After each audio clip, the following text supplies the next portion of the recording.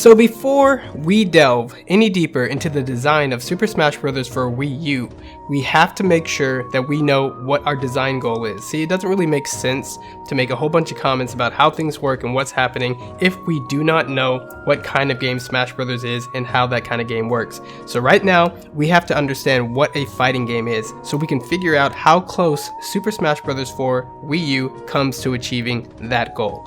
So, the big question for this episode is, what is a fighting game?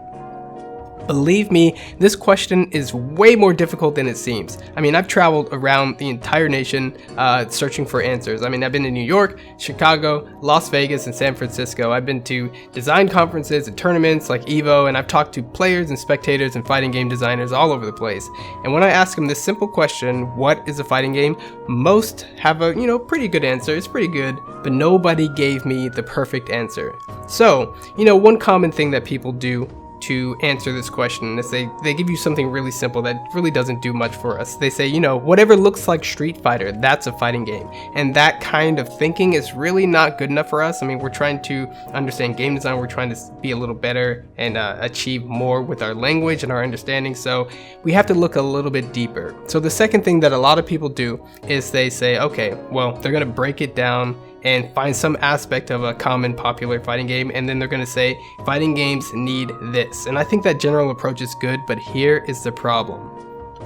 You might say that a fighting game has a certain kind of interplay triangle, an interplay loop if you will, and most people describe the loop of a fighting game as having attacks, blocks, and grabs. Grabs beat blocks, blocking beats attack, and attacking beats grab.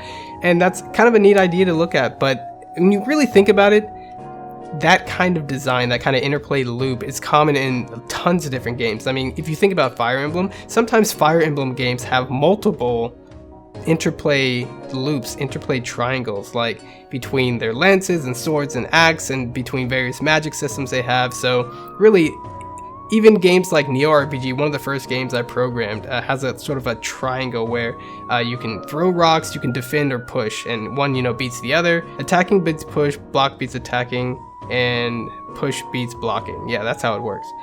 So a lot of games have interplay triangles, but if you think about it, there are some fighting games that don't have triangles at all. So, we can talk about real life fencing, or we can talk about boxing, or even games that sort of simulate these activities like Wii Sports Boxing. And just saying that having an interplay triangle equals a fighting game, it doesn't actually fit. So we got to consider a few more things. Some people think that interrupting attacks, creating hit stun, creating knockdowns and things like that, that is an essential element for a fighting game. Because without hit stun, you can't have combos, and without combos, nothing's fun. So a lot of games have knockback and hit stun. This is pretty common to, action games. Even when the hit stun is like weird temporary states, like in StarCraft when you can paralyze or stun or slow down enemies, whether it's in games like Mega Man where you get hurt and you fall back for a little bit and you take some stun and some damage, or even games like Skulls of the Shogun where it's a turn-based top-down strategy game and you can push other units around, which is knockback. So you got a lot of similar kinds of systems in these games, and that doesn't necessarily make it a fighting game. I mean, sure, you can combo in these games and you can press your advantage and do really well, but that doesn't make it a fighting game. And on the flip side, when we're talking about hit stun and combos, games like Dive Kick, it doesn't have any hit stun. That's a game where one hit, you die. So there's really no room for hit stun. They got other weird things, but for the most part, the game does not have hit stun or combos. You can consider Wii Sports Boxing, you can consider weird experiments like Senior Footsies, or even looking at games like Super Monkey Ball Fight 2. Not all of these fighting games or games that look like fighting games have stun, so we really have to look for something else. And if you're thinking that, having parries, right, like the classic EVO moment where Daigo full parries Justin Wong's Chun-Li super from across the screen, if you're thinking, well, certainly something like that has to be part of a fighting game. Like when you see something like that, you automatically think fighting game. But really, if you just think about other games like Mischief Makers, you think about games like Super Combo Man or even Samurai Gun, lots of different games play with these same kind of verbs, these same kind of systems, and these same kinds of action-based dramatic scenes. So we have to look further. We have to consider something else. And when we're considering strategies, right, like, okay, let's consider strategies. Let's consider how you play and what's actually happening in the game. And if you consider that a fighting game has zoning, it has footsies, it has defensive punishes, it has whiffing in general, right? It has some kind of back and forth. And fighting games, you can throw out feints to try to confuse or make your opponent flinch at something that you're just setting them up for a trap, or you're baiting them in to get punished. If you consider pattern-based mix-ups, right, doing something like 2 times in a row and they expect you're going to do it on the 3rd time and you change it up on them. If you consider all these things to be really accurate, really specific ways of describing fighting game gameplay, you're pretty much on the right track. But again, you can have zoning in shooting games. In games like Virtual On, you can have footsies in other types of games, but it doesn't necessarily mean that it's a fighting game, right? You can have defensive punishes. I mean, in any game, they give you control of your character. Whiffing is this thing like other kinds of action games, other kind of platformers, other kind of brawlers. That kind of thing should be common.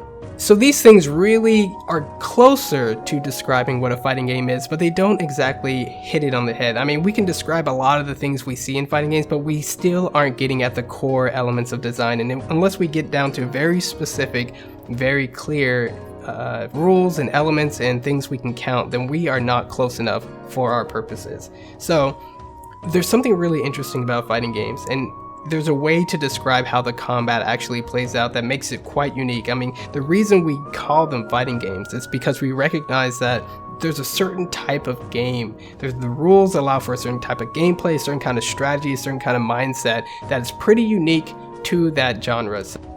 And there's things like donkey space, where you're aiming to figure out where your opponent falls in a vast array of suboptimal strategies, right? Fighting games love delving into donkey space, and like you're trying to guess what your opponent's going to do, and they're trying to guess what you're going to do.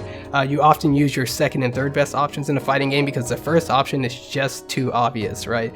You're going for reads and things like that. We want to know what is it in a game that allows for all these interesting things that are pretty unique to fighting games to play out in the way that they do and have the sort of proportions and balance that they do.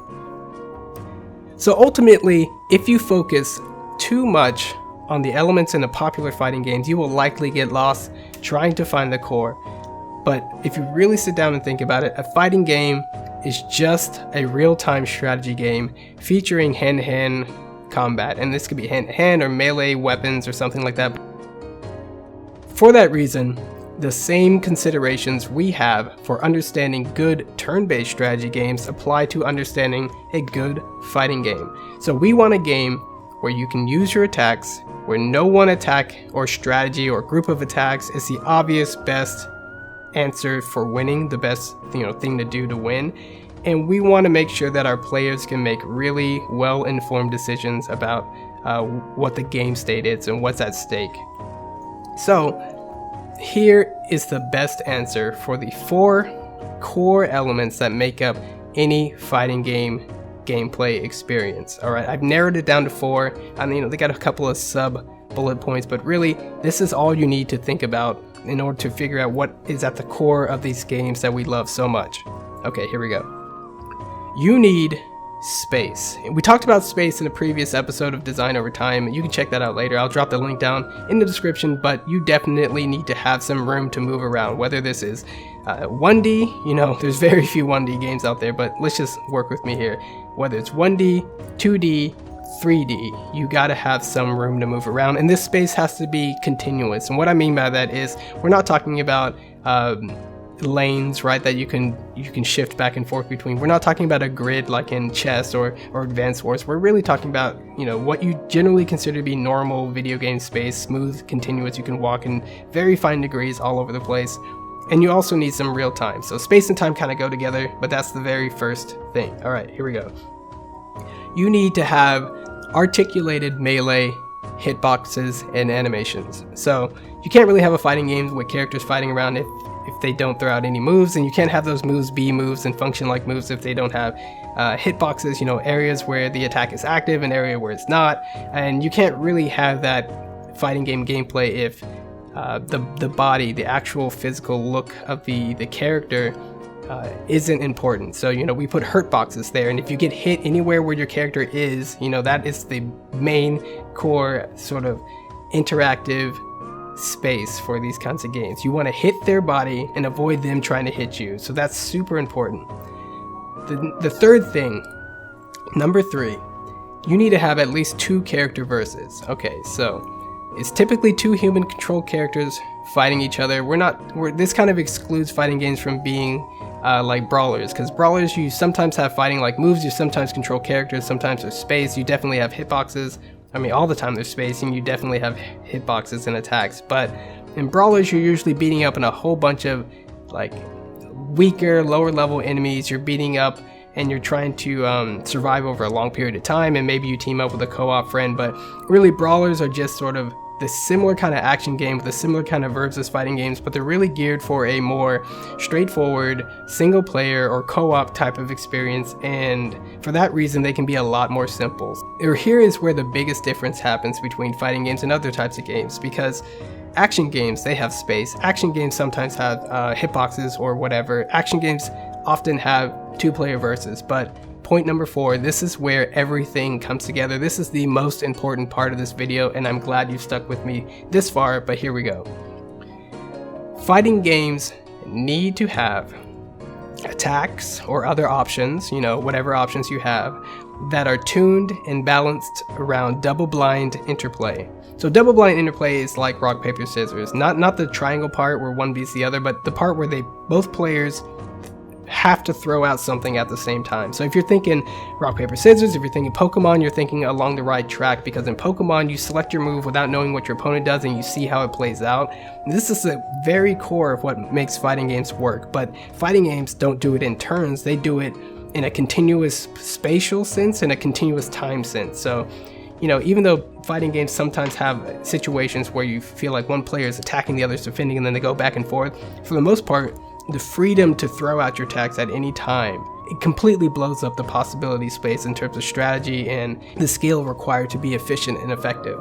But just talking about balance in another way, we want to make sure that the moves you do exist in a risk-reward balance. And the most common type of balance you'll see in any fighting game is that slow moves are strong, fast moves are quick.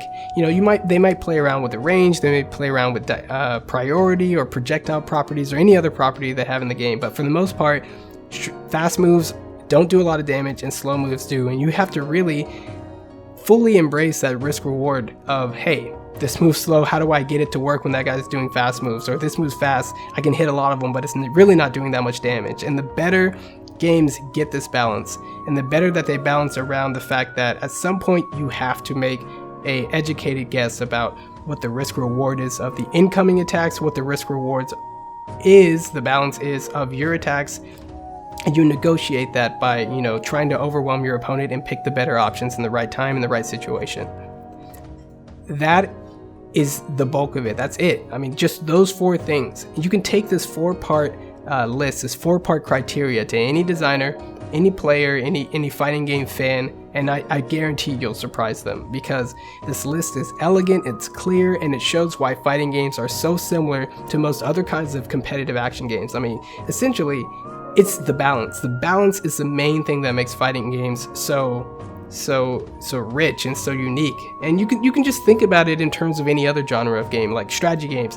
Sure, you can mess around with checkers, you can mess around with the pieces on the board or whatever, but until it's balanced enough to where the strategies are so nuanced and varied that you'll spend hours and hours and hours, and maybe you'll never get to a point where you fully master the game. That is what we're looking for in a fighting game. And if it's not trying to achieve that kind of balance, then it's really just designed to be a much more short-lived experience, and that is not what we're looking for. So that is the end of the long quest that I've had. This is the end of the long journey that I've taken to discover what is at the core of fighting games. And it seems really simple, but when we unpack it for the rest of this video series and we go back to looking at Smash Brothers, you're going to realize that understanding this core, like completely understanding it, it's going to fundamentally change the way you think about Smash, the way you think about fighting games, the way you think about action games in general. And we are going to use this new understanding to just really blow the roof off the metagame. We're going to really show why Smash is such a complex game and how to really enjoy it. So join us later. This has just been one part. I'll make more parts in the future. I'm back into video editing. My computer exploded over the Christmas break, but it's back because I had to put in a new graphics card. Share this video, give it a like on YouTube, leave a comment. I always answer the comments. Bug me on Twitter. We are at Design Oriented on Twitter, or at Serving Smash for the Smash Brothers specific content. My name's Kirby Kid, and I will see you guys next time.